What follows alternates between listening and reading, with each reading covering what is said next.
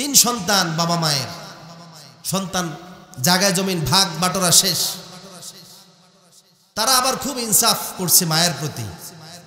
ইনসাফ করে 3 ভাগ করে জমি নেওয়ার পরে এক টুকরো জমি যেটা চলে না, এটা মায়ের জন্য রাখছে। কার জন্য? তাদের খুব ভালোবাসা না মায়ের প্রতি? অনেক ভালোবাসা তার, যে মা একেবারেই সম্পদ হারা হবেন এটা হতে দেওয়া যায়।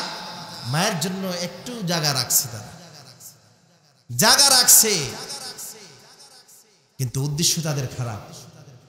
3 ভাই মিলে পরামর্শ করলো যে বৃদ্ধ মাকে যে রাখবে সে ওই সম্পত্তিটা পাবে। কি জন্য রাখছে? মায়ের খেদমত করার জন্য নাকি মাকে আরেকজনের হাতে গোছানোর জন্য?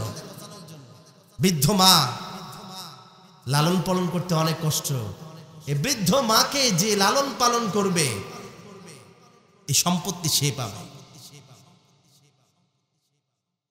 বড় ভাই তিনি এই প্রস্তাবে রাজি নয়, তিনি এই প্রস্তাব দিলেন। মেজো ভাই এই প্রস্তাব দিলেন। ছোট ভাই বেঁকে বসলেন, তিনি বললেন যে আমার এই ভাগটা পছন্দ হয় না। ভাগটা কি হয় না? তার মানে তোমাদের কাছে জমিটা সম্পদ, গাছপালা সম্পদ, মায়ের পুরানো ঘরটা সম্পদ, কিন্তু আমার মা এটা যে সম্পদ সেটাই তোমরা মনে করো নাই, বরং সম্পদের বিকল্প মনে করেছ। যারা মাকে লালন পালন করবে তারা সম্পদ পাবে।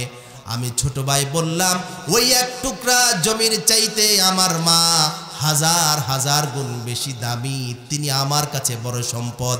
আমার বিচার হলো যে মা পাবে সে জমি পাবে না, যে জমি নিবে সে আমার মায়ের মতো দারুণ সম্পদ আমি তাকে দিতে পারি না। ঠিক কিনা বলেন? জমির দাম বেশি না মায়ের দাম বেশি?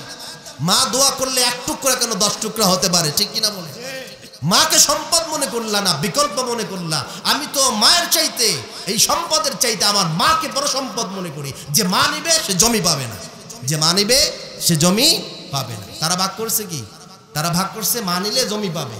আর এই সন্তান বলে যে মা নিবে, মাও একটা সম্পদ, জমি আরেকটা সম্পদ। মা দামি সম্পদ, যে মা নিবে সে জমি পাবে না। তোমরা জমি নিয়ে যাও, আমি আমার মাকে নিয়ে গেলাম। সুবহানাল্লাহ। দোয়ার জন্য আর কিছু লাগবে? মায়ের পা ধরতে হবে। আর সন্তানের বসে মা খুশি হয়ে গেলেন। পরের দিন সকালবেলা সন্তানকে বললেন, সন্তান আমি বেশি কিছু খেতে চাই না, বড় মাছ টাছ গোছ এগুলো আমার কাছে ভালো লাগে না। পুরানো জালটা আছে, পুকুর থেকে একটু গোড়া মাছ ধরে নিয়ে আসো, খালে চলে যাও। ছোট সন্তান জাল নিয়ে খালে চলে গেল। বিশাল এক মাছ ধরা পড়ল। সেই মাছের পেটের ভিতরে মণিমুক্তা দিয়েছেন কে? এগুলো বিক্রি করে এই সম্পদ 1 টুকরা কেন 10 টুকরা সন্তান কিনেছে। সুবহানাল্লাহ।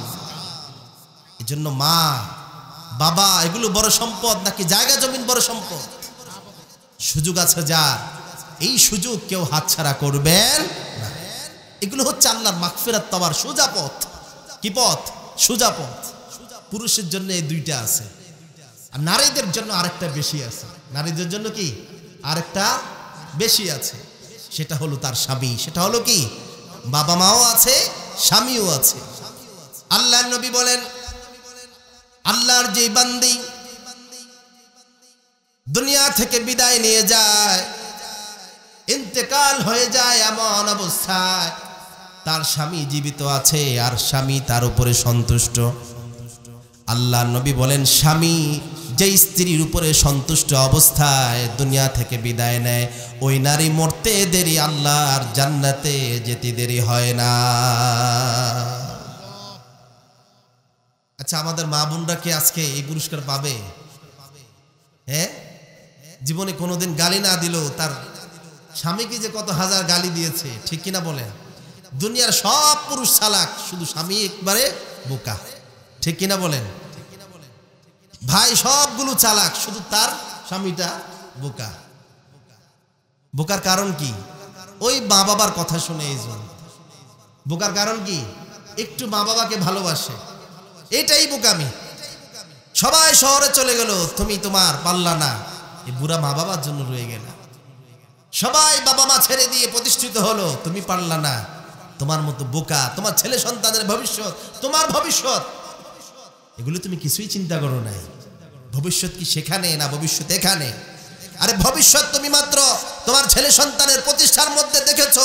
আল্লাহর নবী বলেছেন বাবা মায়ের খেদমত করার পরে পরকালের সব কিছু পার হয়ে আল্লাহর জান্নাতে যাবা, ওটা ছাড়া আর কোনো ভবিষ্যৎ হতে পারে? তোমার ভবিষ্যৎ তো মাত্র 10 বছরের ভবিষ্যৎ। আর যে বোকা সন্তান বাবা মায়ের খেদমত করেছে তার ভবিষ্যৎ হচ্ছে আল্লাহর জান্নাত। ঠিক কিনা বলেন?